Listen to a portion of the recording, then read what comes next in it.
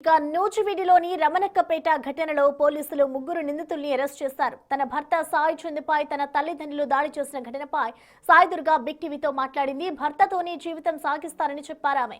తనను మనసు మార్చుకోవాలని తల్లిదండ్రులు ఒత్తిడి చేశారన్నారు ఆమె. ఇక పూర్తి వివరాలు మా ప్రతినిధి నరసింహ అందిస్తారు. సాయి దుర్గా మనతో పాటు ఉన్నారు. అసలు ఏం జరిగింది నిన్న?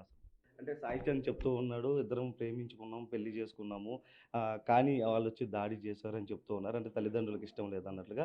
అసలు నిన్న ఏం జరిగింది? నిన్న ఆఫీస్కి వెళ్ళాం సార్. తర్వాత పేరెంట్స్ వాళ్ళు వచ్చారు, నన్ను తీసుకెళ్ళి తను కొట్టేసి కట్టేసి నన్ను బలవంతంగా తీసుకెళ్ళారు. అంటే ఆ సమయంలో చెప్తూ ఉన్నారు కదా, సాయి చంద్ అంటే ఇష్టం అన్నట్టుగా మీరు చెప్తున్నట్లుగా తెలిసి కారు దిగి సాయి చంద్ కారు కూడా ఎక్కే ప్రయత్నం చేశారు. ఎక్కాం సార్, కారు కూడా ఎక్కాను, లాగేసుకున్నారు, తీసుకెళ్ళిపోయారు. అంటే ఎప్పటి నుంచి సాయి చంద్ మీకు తెలుసు? 8 years నుంచి. అంటే సాయి చంద్ మాట్లాడుతూ చెప్తున్నావు సార్, ఇద్దరం ప్రేమించుకున్నాము, ఇంట్లో వాళ్ళని ఒప్పించి పెళ్లి చేసుకుందాం అనుకున్నాం అన్నారు, కానీ ఒప్పుకోలేదు తల్లిదండ్రులు అని చెప్తున్నారు. అంటే ఇంట్లో చెప్పారా ఏమన్నా? చెప్పాం సార్, ఒప్పుకొని అన్నారు, అందుకనే వెళ్ళి చేసుకున్నాం. అంటే గతంలో చెప్పినప్పుడు ఏమైనా ఒప్పుకున్నారా, లేకపోతే ఉద్యోగం వచ్చిన తర్వాత ఒప్పుకోలేదు? అంతకుముందు ఒప్పుకోలేదు, జాబ్ వచ్చినప్పుడు ఒప్పుకోలేదు. అంటే సాయి చంద్ హైదరాబాద్లో చికెన్ వ్యాపారం చేస్తూ ఉంటాడు, అంటే పర్లేదా కొంచెం? అంటే మామూలుగా అతను అంటే పోషించలేడు అన్నట్టుగా మీ వాళ్ళు చెప్తూ ఉన్నారు. అట్లా ఏం లేదు, నాకు ఇష్టపడే వెళ్ళాను. అంటే పెళ్లి చేసుకున్న తర్వాత పోలీస్ స్టేషన్లో ఏం చెప్పారమ్మా? అంటే ఎటువంటి రక్షణ కావాలని అడగడం జరిగింది? అదే మా పేరెంట్స్ వాళ్ళు ఒప్పుకోరు అని వెళ్ళాము. వాళ్ళకి మా పేరెంట్స్ ఫోన్ చేశారు, మాకు వద్దన్నారు. ఇంకా వాళ్ళ రిలేటివ్స్ వస్తే వాళ్ళు తెలిపారు. అంటే నిన్న తీసుకెళ్ళడం జరిగింది, ఎక్కడ తీసుకెళ్ళి ఏమైనా కొట్టడం జరిగిందా, లేకపోతే ఏమైనా ఒప్పించే ప్రయత్నం ఏమైనా చేశారా అసలు? అడిగారు కానీ కొట్టడం అదేం లేదు.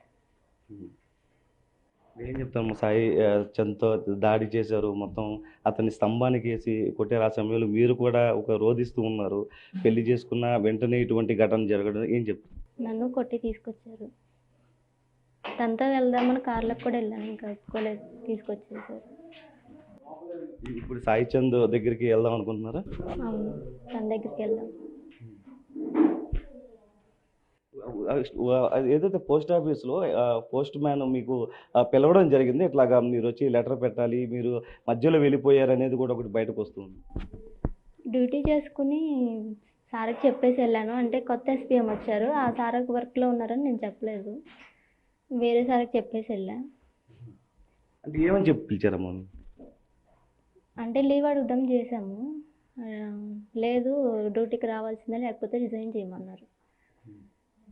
జాబ్ వదులుకోవడం ఎందుకని వెళ్ళాను. వెళ్ళిన ఒక గంటకి మా పేరెంట్స్ వాళ్ళు వచ్చారు. ఏం చెప్దాం అనుకున్నాము మొత్తం అసలు ఈ వ్యవహారానికి సంబంధించి?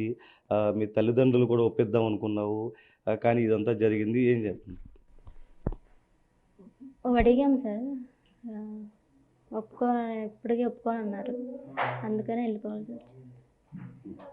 సాయి చంద్తోనే వెళ్తావు? అవును. అయితే సాయి దుర్గా చెప్తున్న దాని ప్రకారం మొత్తం తల్లిదండ్రుల్ని ఒప్పించే ప్రయత్నం చేశాము, ఆమెతో మాట్లాడే ప్రయత్నం చేశాము, కానీ ఇంట్లో వాళ్ళు ఒప్పుకోలేదు.